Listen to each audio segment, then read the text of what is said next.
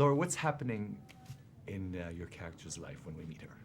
When you meet Erin Bruner, the hotshot defense lawyer who I play, she is still sort of running on the adrenaline of having won a very big case that no one thought she could win. And she's feeling her own sense of power. She's a bit of a peacock at the beginning of the movie. And she is given a case that she doesn't want to take, that she thinks is somewhat impossible to win. And she meets a man, this priest, played by Tom Wilkinson, who's on trial for negligent homicide because he performed an exorcism on a young girl who then died. And she meets this man who is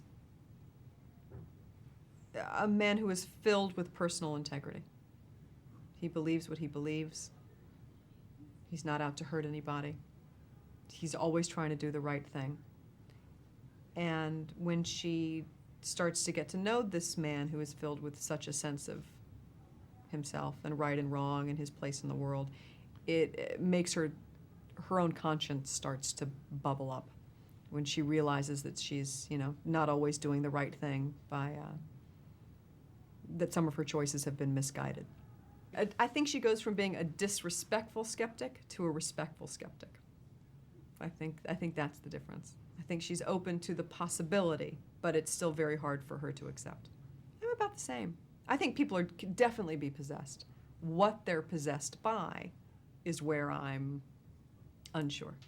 I think there's been a recorded increase in it, but possession has been around for a very long time, and in many different cultures, not just within the Catholic community. And there, you read about these things and the details and the stories of these possessions, and there's a lot of stuff that you can justify and just say, well, mental illness, or schizophrenia or something, and then you read other stuff that you just can't explain. So it's endlessly fascinating. I think there's always a challenge because that movie is so good. You can't try and copy that film in any way. This movie is about a young girl who is possessed, so there's a strong similarity there. However, there's a whole other aspect to this movie that has nothing to do with The Exorcist as far as the trial, the real examination and debate about exorcisms and about possession. So it sort of goes off in a whole other arena than The Exorcist does. He's wonderful. I've always been a huge fan of his, and he has a fantastic sense of humor, and I loved being around him. Jennifer.